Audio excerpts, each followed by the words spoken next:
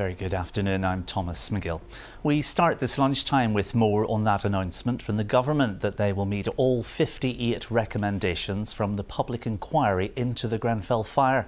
Well, Carl Mercer is with me now. And Carl, this has just literally happened in the last hour or so. What has Angela Rayner been saying then? Yeah, this was the government's response, wasn't it, to the phase 2 of the Grenfell Tower inquiry, which was looking at how things were allowed to get so bad that Grenfell Tower went up in the tragic way that it did, looking at all aspects of that, from government through to all the firms involved to the local authority.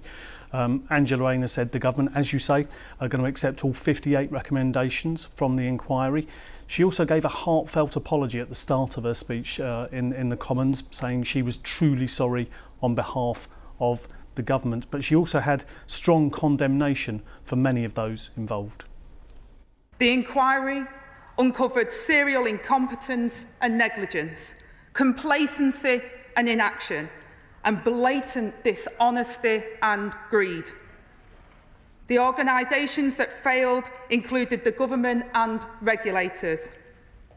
The department that I now lead, which failed to act on known risks and ignored, delayed or disregarded matters affecting the safety of life.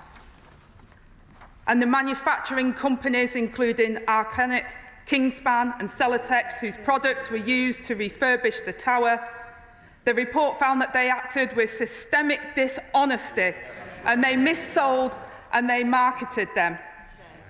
Their disgraceful mercenary behaviour put profit before people and exploited the regulatory regime to evade accountability with fatal consequences.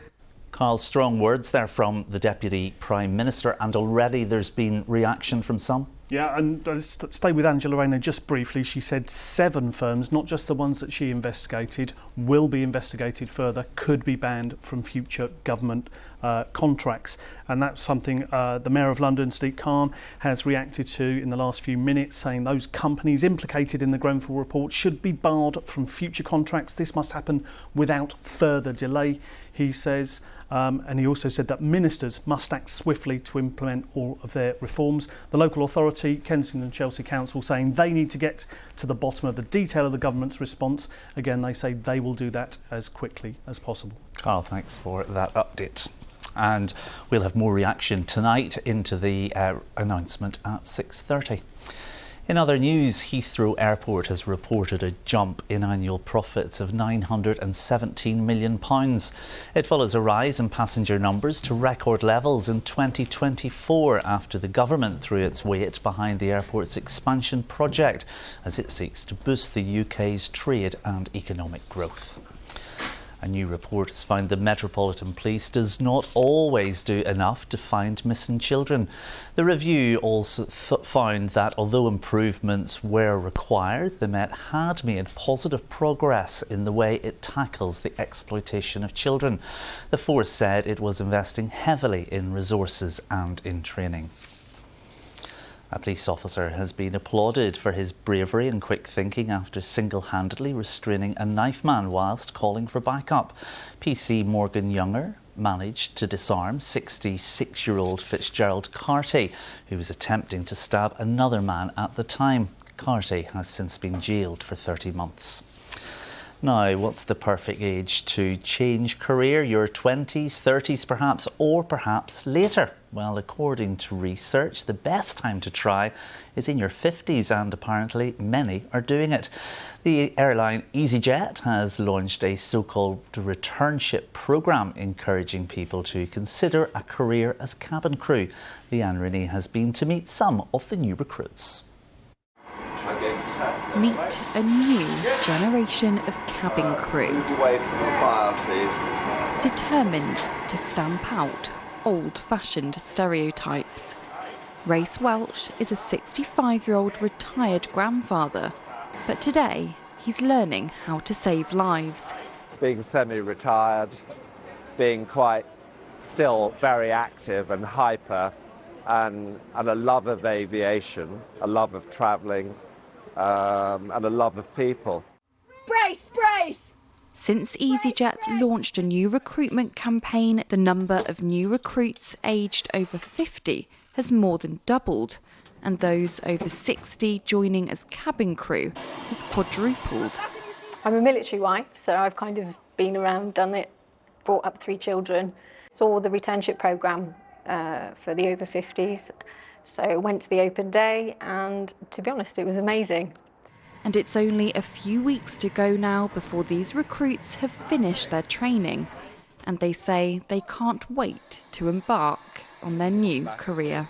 This way, this way. Leanne Rinney, Gatwick Airport. An exhibition detailing the lives of ordinary Londoners who lived through the Blitz has opened at the London Archives. It includes rarely seen original artworks, photographs and personal diaries. Anna O'Neill has been for a visit. Oh gosh, yes. Oh. A trip down memory lane for Mark and his partner Marilyn, who both survived and remember the Blitz. I do remember all the bomb sites. They're here at the London Archives for a behind-the-scenes look at a new free exhibition about the war years. My first recollections date from, I think, early 1941.